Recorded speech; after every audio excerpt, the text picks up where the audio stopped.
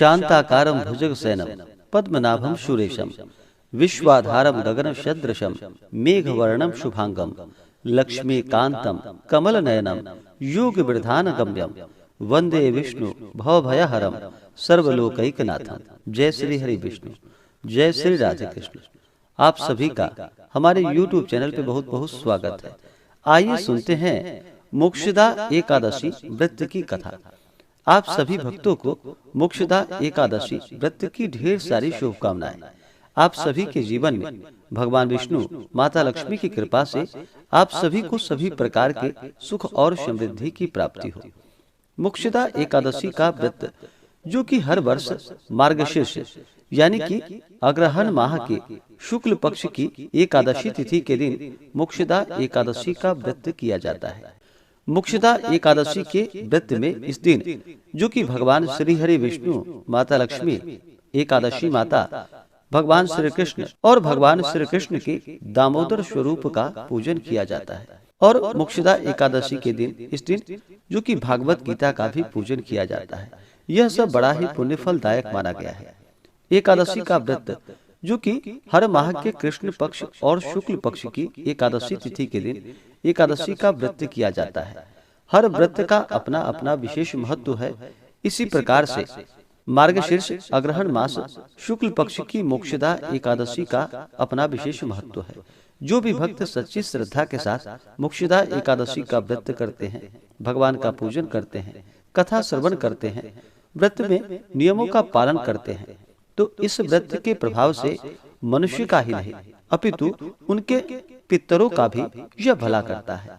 अपने किसी सगे, सहोदर, मित्र, बंधु को भी इसका व्रत करके उपवास का फल यदि अर्पण किया जाए तो उनके भी सभी प्रकार के पाप व क्लेशों का नाश हो जाता है। तो आइए सुनते हैं मोक्षदा एकादशी व्रत की कथा। अगर आप मोक्षदा एकादशी व्रत कथा के लिए अन्नदान, वस्त्रदान आदि के लिए ब्राह्मण दक्षिणा देना चाहते हो तो आप अपने श्रद्धा और सामर्थ्य के अनुसार हमें डिस्क्रिप्शन में जाकर के वहां से गूगल पे, फोन पे या अकाउंट नंबर के माध्यम से आप अपने श्रद्धा और सामर्थ्य के अनुसार हमें ब्राह्मण दक्षिणा प्रदान कर सकते हैं। तो आइए सुनते हैं मोक्षदा एकादशी व्रत की कथा। तो बोलिए प्रेम से भगवान श्री हरि विष्णु की जय, माता लक्ष्मी की जय, एकादशी माता की जय, दामोदर भगवान की जय, भगवान श्री कृष्ण की जय, सर्वदेवी देवता की जय। भगवान श्री कृष्ण से युधिष्ठिर बोले कि हे जनार्दन, आपको नमस्कार है। हे देवेश, मनुष्यों के कल्याण के लिए मार्गशीर्ष शुक्ल एकादशी का नाम एवं महात्म्य वर्णन कर यह बतलाइए कि उसकी विधि क्या है, उस दिन किस देवता की आराधना होती है। महाराज युधिष्ठिर के ऐसे वचन को सुनकर भगवान श्री कृष्ण कहने लगे कि हे पांडु नंदन, तुम धन्य हो जो इस प्रकार लोकोपकारी प्रश्न तुमने किया है। अच्छा, सावधान होकर तुम सुनो। यह एकादशी मनुष्यों के अनेक पापों को नष्ट करने वाली है। इसका नाम मोक्षदा है। इसमें गंध, पुष्प, धूप, दीप, नैवेद्य, नृत्य, गीत, षोडशोपचार पूजन पूर्वक सब भक्ति दामोदर की पूजा करनी चाहिए। इस विषय में एक अनुपम पौराणिक इतिहास में तुम्हें सुनाता हूँ, जिसके सुनने मात्र से वाजपेयी यज्ञ का पुण्य फल प्राप्त होता है। नरक में गए हुए माता और पिता एवं अन्य परिवार वाले भी अवश्य ही स्वर्गलोक को प्राप्त होते हैं। अस्तु, आप उस कथा को सावधान पूर्वक सुनिए। हे राजन, पवित्र गोकुलपुरी में किसी समय पहले एक वैखानस नाम का राजा राज्य करता था। वह राजा अपनी प्रजा का पुत्र के समान पालन करता था। उसके राज्य में चारों वेदों को जानने वाले कर्मनिष्ठ ब्राह्मण निवास करते थे। एक दिन रात में राजा ने स्वप्न में देखा कि उनके पूज्य पिताजी महाभयानक नरक में पड़े हैं और राजा को देखकर प्रार्थना करने लगे कि पुत्र, कोई उपाय करो, मुझे इस भीषण यंत्रणा से बाहर करो। प्रातः काल उठने पर राजा का मन परम खिन्न था। वह यही सोच रहा था कि किस प्रकार अपने पूज्य पिताजी को नरक से बाहर करे।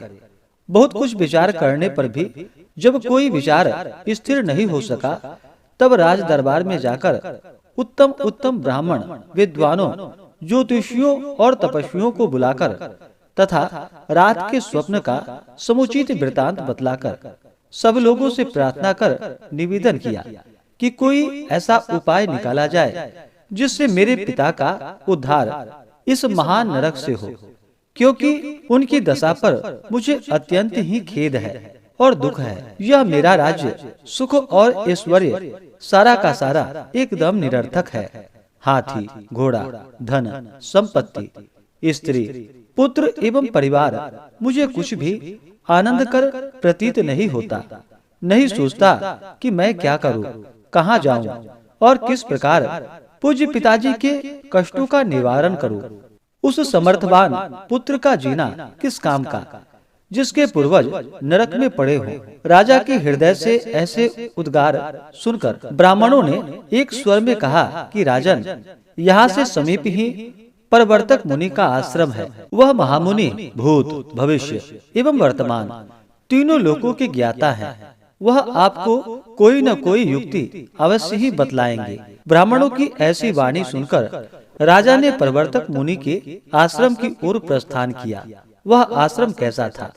वहाँ अनेक शांतचित्त योगी, श्रेष्ठ मुनि और तपस्वी अपने अपने धार्मिक कार्यों में संलग्न थे। वह स्थान चतुर्वेद ज्ञाता वेदज्ञों से परिपूर्ण था। ऐसे ऐसे महात्माओं से घिरे हुए परवर्तक मुनि अत्यंत तेजोमय दूसरे ब्रह्मा के समान दिखलाई पड़ रहे थे। राजा ने मुनि को साष्टांग नमस्कार किया। मुनि ने आशीर्वाद देकर उनके परिवार और राज्य की कुशल समाचार उनसे पूछा। राजा ने कहा कि हे भगवान, आपकी कृपा से परिवार एवं राज्य सभी कुशल पूर्वक है। यद्यपि राज्य में किसी प्रकार की बाधा एवं विघ्न नहीं है, तथापि कुछ मानसिक कष्ट इस समय अवश्य कष्ट दे रहे हैं। उन्हीं के निवारण के लिए आपकी सेवा में मैं उपस्थित हुआ हूँ। आशा ही नहीं, विश्वास है कि अब आपकी दया से वे भी दूर हो जाएंगे। राजा के ऐसे वचन को सुनकर मुनि ध्यान अवस्थित होकर बोले और फिर भविष्य का चिंतन करने लगे। एक मुहूर्त बाद जब उनकी आंखें खुली तो बोले कि हे राजन, तू अपने पापी पिता की यातनाओं से दुखी होकर यहाँ आया है। तेरे पिता ने कामवश अपनी एक स्त्री का ऋतु भंग किया था। ऐसे पाप के फल स्वरूप वह नरक यातना भोग रहा है। मुनि के ऐसे वचन को सुनकर राजा ने कहा कि हे भगवान, किस दान, पुण्य एवं व्रत से मैं उनका उद्धार कर सकता हूँ। कुछ विचार कर मुनि ने कहा कि राजन, अग्रहण मास के शुक्ल पक्ष की एकादशी का व्रत आप सपरिवार करिए और उसका पुण्य अपने पिता के लिए अर्पण कीजिए, तो अवश्य ही आपके पिता का उद्धार होगा। राजा ने मुनि के आश्रम से आकर उनकी आज्ञा अनुसार सपरिवार एकादशी का व्रत कर उसका पुण्य अपने पिता को अर्पण कर दिया। फलस्वरूप उसके पिता को नरक से निकाल एक दिव्य विमान में बैठाकर स्वर्ग भेजा गया। जाते हुए आकाश मार्ग से अपने पुत्र को धन्यवाद और कल्याण होने का आशीर्वाद देते गए। राजन, इस मोक्षदा एकादशी का व्रत करने वाले के समस्त पाप नष्ट हो जाते हैं और वह मोक्ष पाता है। इससे बढ़कर मोक्ष देने वाला कोई दूसरा व्रत नहीं है। इस व्रत के करने वाले को क्या फल मिलता है, इसे मैं भी नहीं जानता। हाँ, इस कथा के मात्र सुनने एवं सुनाने से वाजपेयी यज्ञ का फल प्राप्त होता है। स्वर्ग एवं मोक्ष को देने वाला यह एकादशी का व्रत चिंतामणि स्वरूप है।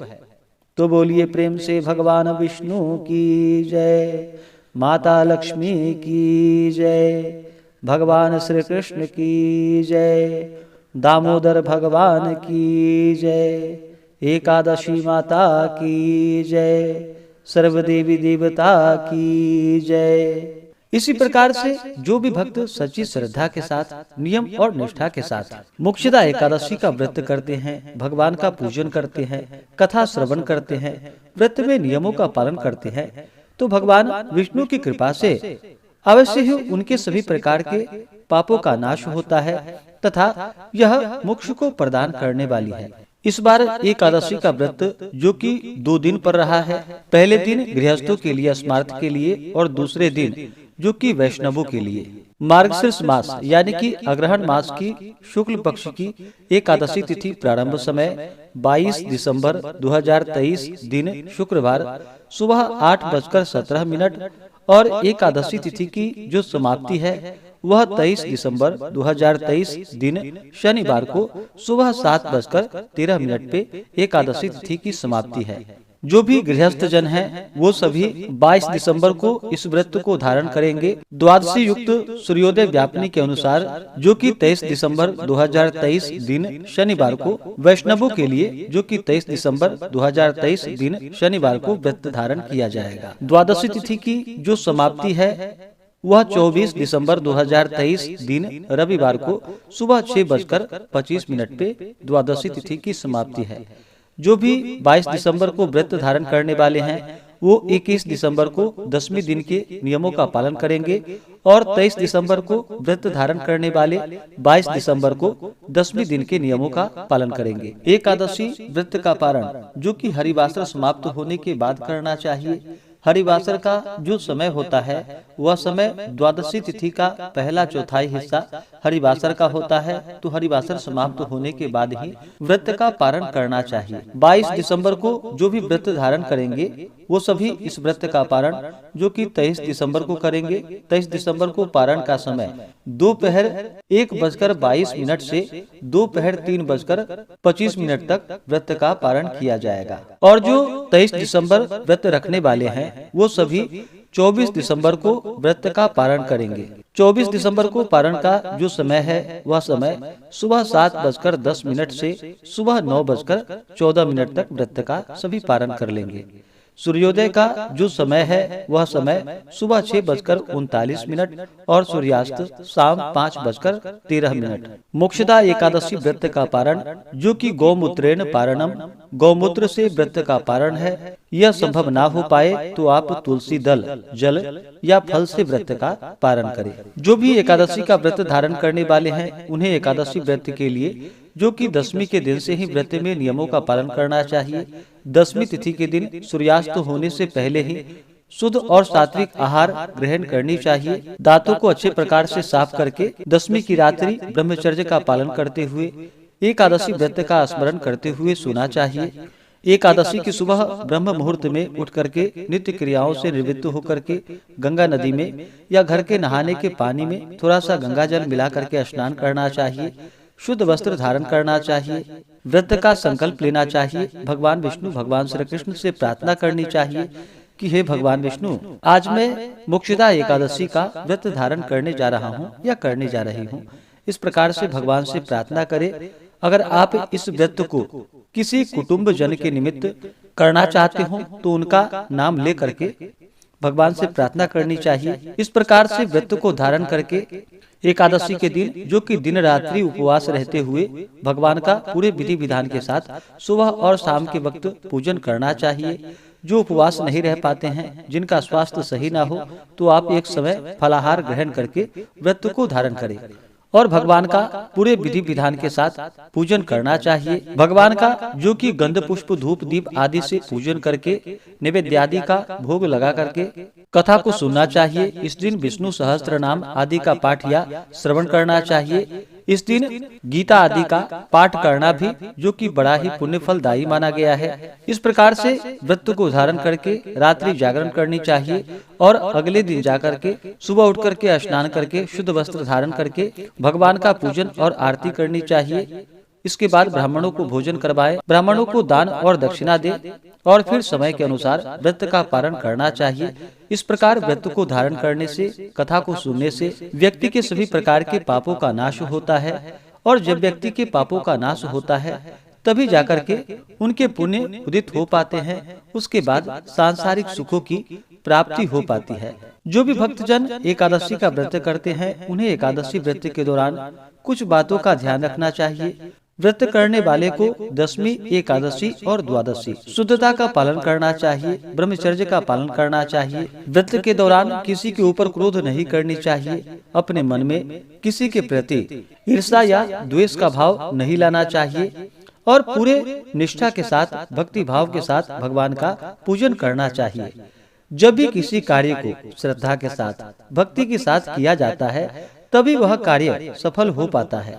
भगवान अपने भक्तों पर उनकी भावनाओं से प्रसन्न होते हैं, तो अपनी भावनाओं को पवित्र करके भगवान का निष्ठा के साथ पूजन करें। इससे भगवान विष्णु, भगवान श्री कृष्ण अपने भक्तों के सभी प्रकार के दुखों को दूर करते हैं, सुख समृद्धि का आशीर्वाद प्रदान करते हैं और अंत समय में भगवान विष्णु के धाम की प्राप्ति होती है। तो आशा करता हूँ कि यह जानकारी आपको अच्छा लगा हो। ऐसे ही ज्ञानवर्धक जानकारियाँ प्राप्त करने के लिए चैनल पे अगर आप नए हैं तो चैनल को लाल बटन दबा करके सब्सक्राइब करें, साथ में बेल आइकन घंटी को दबाएं ताकि वीडियो का नोटिफिकेशन आपको समय से मिलता रहे। वीडियो को लाइक करें, शेयर करें। सुखी रहें और स्वस्थ रहें। जय श्री राधे कृष्ण। धन्यवाद।